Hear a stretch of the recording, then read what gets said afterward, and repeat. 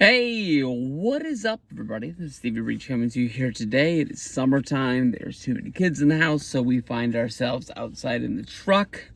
Let's talk some WCW. Tonight was week 3 of Who Killed WCW. As we saw last week, by the end of the show, this was going to be the Vince Russo episode of the show. I'll tell you the truth. This episode of Who Killed WCW jumped the shark a little bit for me today. Very good episode. Just talked a lot about those dog days of WCW that we all watched, that we all don't really want to look back upon, with a lot of, great memories. I think everybody can kind of pick things out of there. I think, honestly, the one show that they were in Denver, they took a week off. They just ran a rerun of Nitro. It was like a best of. Then they came back. They were in Denver, I can remember. They started out the show with pretty much the whole roster in the ring wearing suits. It was the coming together of Russo and Bischoff. They were going to work together. They kind of said they were going to clear the path of where WCW was, and they were going to completely start over. They took the week off to basically get their ideas in line, to plan where they were going to be going, and have a purpose to where they were booking the foreseeable future. They stripped all the champions of every of a class at that time. I believe Sid was the champion. And then probably like, I can't remember the other guys who they took titles off. They took titles even from the New Blood guys and just said, hey, we're going to start over. I thought that had a chance. The New Blood versus the Millionaires Club. We all knew that guys like Hogan, Flair put people over. I can give that to them. Flair put a lot of people over in his career. But we can just point the finger at Hogan. Hogan was not going to be putting over Billy Kidman to make him the next big star. They wanted Billy Kidman to be a star. That's why they put him in the ring with Hogan. But this whole episode, this whole Who Killed WCW? I'm not putting the blame on Hulk Hogan. I don't think WCW would have been the company that it was remembered for if it wasn't for Hulk Hogan going there. But his, his creative control card that he held this whole time he was in WCW was a main storyline of Who Killed WCW. When they talked about the Screwjob match with him and Jarrett at Bash at the Beach 2000, I was surprised that was the first time it got brought up. I was surprised it did not get brought up more. But that quite possibly could have been one of the things. But I think a lot of people really understand that they wouldn't have been the company they were if it wasn't for Hulk Hogan. Hulk Hogan, when he came into the company, jumped WCW. It didn't go to the heights that they thought it was going to be. Definitely when Hulk joined the NWO, it boosted the company as well as boosted the group. And the fans that they had until the dying days. I think, you might have been booing Hollywood Hulk Hogan at the time and saying you wanted something different, but he was the guy that, they were supporting and buying merch for until the day they died. And even when he dusted off the red and yellow and brought it back, it wasn't the biggest pop in the world, but the people wanted to see Hulk as babyface Hulk again, even though I think he went back to Hollywood before his dying days there. But main storylines that they covered today was Russo coming into the company, him saying that, him making the call to see if they were interested in bringing him in might have been what got Bischoff excused from his job, because they might have thought that he was a hot free agent from WWF. He gets a lot of praise for the Attitude Era. He wrote a lot of good segments. I have always thought that Vince was probably a really good buffer for him, as well as the rest of the writing team, but he really feels that he was the main writer for WWF, and he was the one who, went out there and got Stone Cold, Rock, Undertaker, Triple H, Kurt Angle. He really feels that he is the guy who got all of those guys over, and he is fully responsible for that. He said that Vince came to him and told him that he was going to have to start writing Raw as well as SmackDown. Did not offer him a raise. He already felt that he was stressed out and overworked, that he quit WWF, and he called his inside sources at WCW, and that's what led to him getting the job and him coming in. It does not make sense to me. I do understand he's cashing out. He got a big deal, much more than Vince was paying him, to jump to WCW. But at that time, WCW had Nitro, WCW had Thunder, so they had 2 shows as well. He didn't say it, but maybe it was just the money that they paid him was worth to do 2 shows, and maybe if Vince would have paid him the same, he would have stayed. I do believe that he wanted to be in charge. He wanted to feel like it was his own. When Vince Russo first came into the company, he kind of swore to himself that he would stay off of TV. He would not be the Vince McMahon. He had the backstage skits where I don't even think it was his hands at the table, but that was basically all you ever saw was like their hands inside the Booker room, and they had sort of like things worked out around him. Like La Parka was the chairman of WCW. He'd always be hanging out in the office when certain guys went in there and stuff like that. But where was I before the light came on?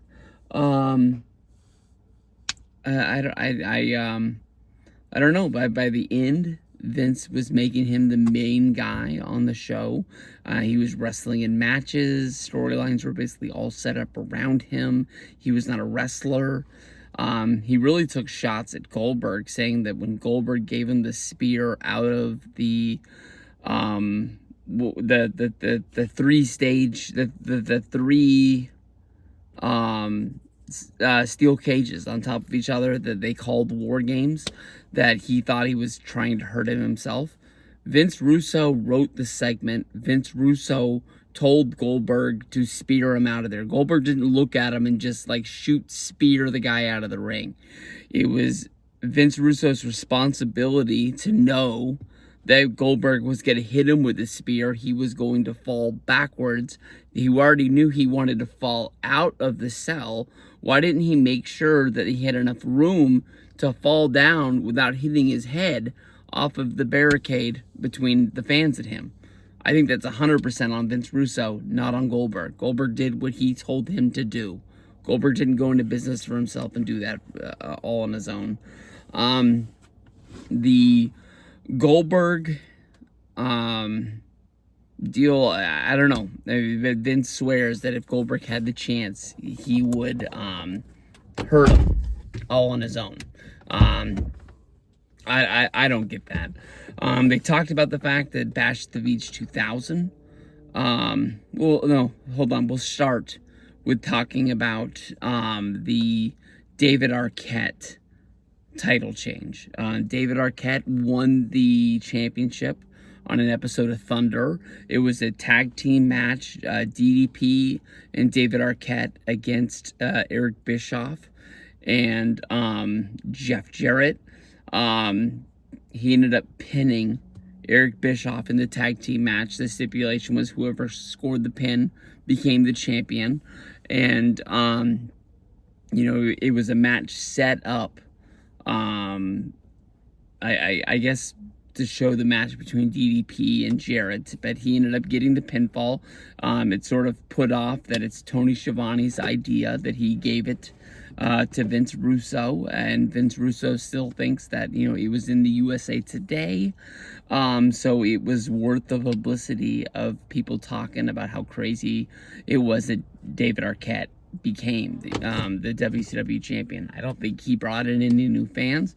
I am a fan of the movie Ready to Rumble. I don't believe many fans are. I don't think they found any new wrestling fans from Ready to Rumble. I don't think anybody rented that or went to the theater, saw the movie, was surprised it was a wrestling movie, and said, hey, I'm going to check out, Nitro. They didn't portray wrestling fans that well, even though wrestling fans were the main character of that movie. They went more comedy-centric, and I don't think it really worked. Whoever made the deal to get that movie, I think, was probably looking out for themselves. There's many people who thought that Eric Bischoff got that deal. Eric Bischoff was supposed to play the head booker in the movie. Maybe Eric Bischoff was looking out for himself, thinking he could get a movie role. Not really quite sure. Must have been a hell of a payday or something like that. But I don't know. It didn't really work out well. I own the DVD. Hopefully WCW made some money off of that. But, probably the way it would happen for WCW, wherever that money went, got tied up in Turner Home Entertainment or something like that. And WCW never saw any money at the end of the day. That leads to Jarrett getting the championship back during a DDP versus Jarrett pay-per-view match. The next pay-per-view would be Bash at the Beach. They would do Hollywood Hulk Hogan going up against Jeff Jarrett as a part of the New Blood feud. Hollywood Hogan said that he wanted to win that match because of his creative control. He didn't really understand what was going on in the company. Didn't want to do the favors for Jeff Jarrett. Didn't really feel like it was the screw job worked for him, brother.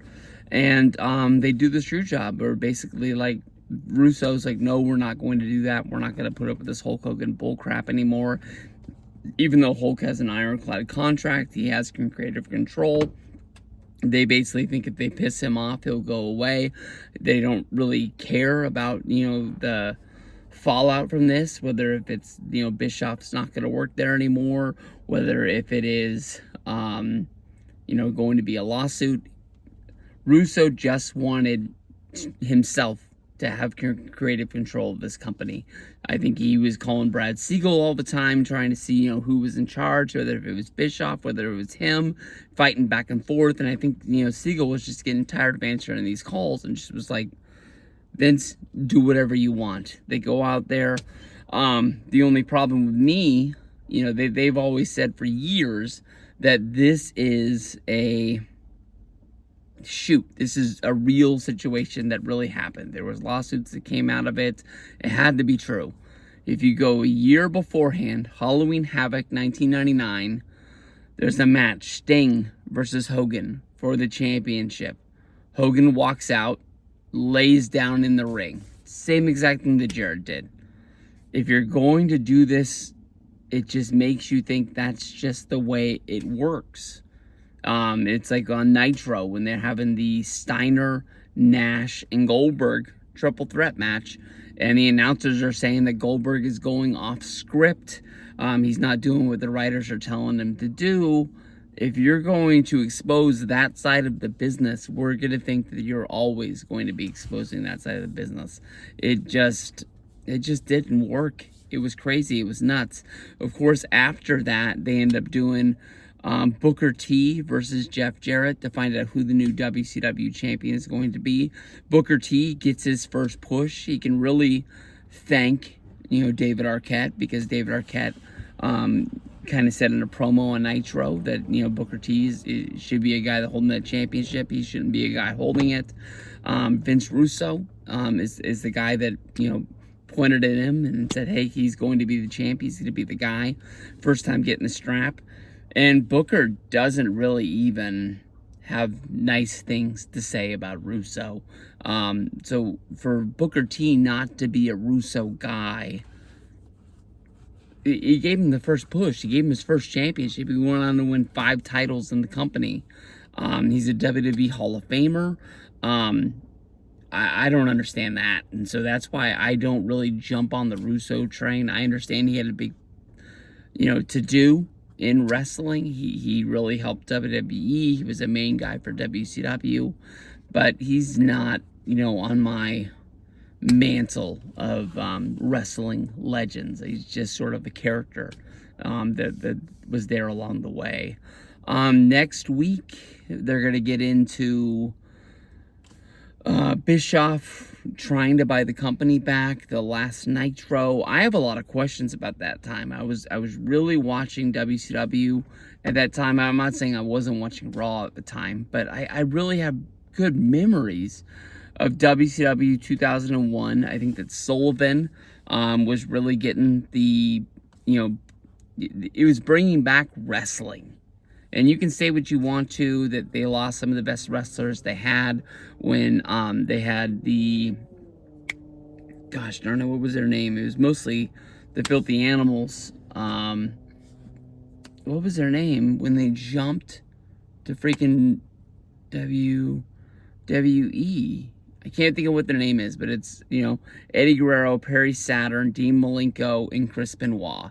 You can say you lost, some of your best wrestlers because they didn't believe in what Kevin Sullivan was doing. But to me, those last few Nitros, it's not great. It's not going to be better than what WWF was doing at the time, but I thought it was good wrestling. They had the Fabulous 6, Fabulous 7, the Ric Flair group of heels that he was managing. If WCW would have went 6 more months, I would have watched it. I guarantee you that. So I am looking forward to next week. There's a lot of stuff. When this is all done, we'll do a big WCW talk about everything that went down. Love to hear what Vince, what Jim Nye is thinking about this. Hopefully he's watching this on Hulu. In my mind, I think right now, I bet you he isn't even watching it. I don't know if he doesn't have Hulu or he doesn't know where to watch him on YouTube. Hopefully, Morgan MC is sending them to him. But I thought it was a good episode. It just happened to be a documentary on wrestling that most of us like to forget. That's just the way it goes. Peace out.